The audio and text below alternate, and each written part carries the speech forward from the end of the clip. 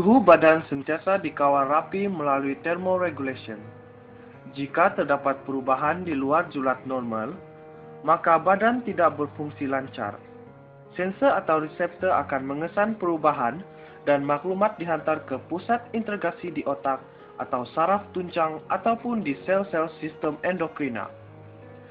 Jika suhu badan lebih daripada 37 darjah Celcius, maka pusat kawalan atau pusat integrasi akan merangsang kelenjar peluh mengeluarkan peluh bagi turunkan suhu badan.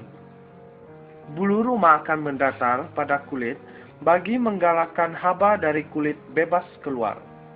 Proses vasodilatasi ataupun vasodilatation pada atrial bagi mempercepatkan kehilangan haba pada kulit juga berlaku.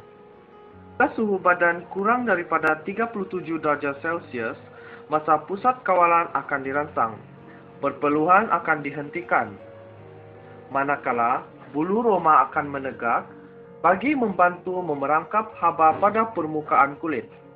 Proses vasokonstriksi pada atrial juga mengurangkan kehilangan haba melalui kulit. Regulation adalah kawal atur aktif tekanan osmotik cecair badan. Ginjal memainkan peranan penting dengan mengawal atur jumlah air dalam kumuhan urin.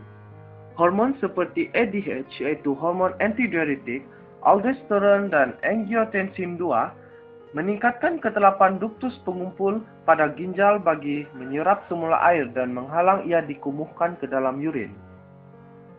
Contohnya, jika paras air tinggi dari normal dalam badan, ia akan dikesan oleh osmoreseptor. Osmoreseptor akan memberi maklumat pada hipotalamus. Hipotalamus pula akan memberi isyarat pada kelenjar pituitari agar sedikit ADH dirembeskan. Ketelapan duktus pengumpul juga akan berkurangan menyebabkan sedikit air diserap semula. Ini menyebabkan banyak air dikumuhkan melalui urin dan ini mengurangkan paras air ke tahap yang normal. Air kurang dari normal dalam badan, ia akan dikesan oleh osmoreseptor. Osmoreseptor akan memberi maklumat pada hipotalamus. Hipotalamus pula akan memberi isyarat pada kelenjar pituitari agar banyak hormon antidiuretik dirembeskan. Ketelapan duktus pengumpul juga akan meningkat, menyebabkan banyak air diserap semula. Ini menyebabkan sedikit air dikumuhkan melalui urin dan ini menaikkan paras air ke tahap normal.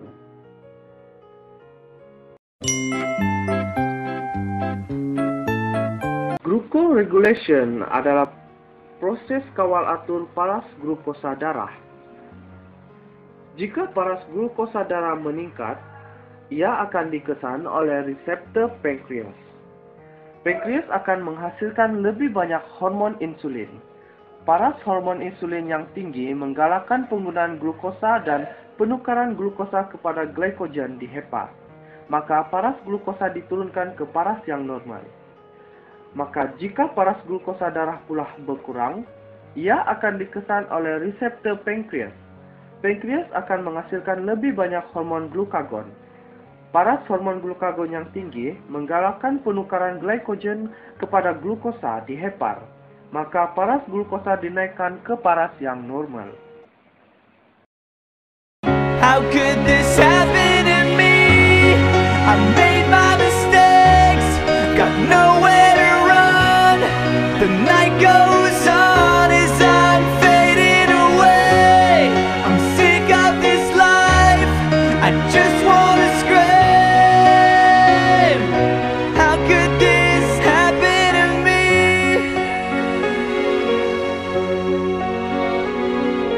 Everybody's screaming, I try to make a sound but no one hears me. I'm slipping off the edge, I'm hanging by a thread. I wanna start this over again, so I try.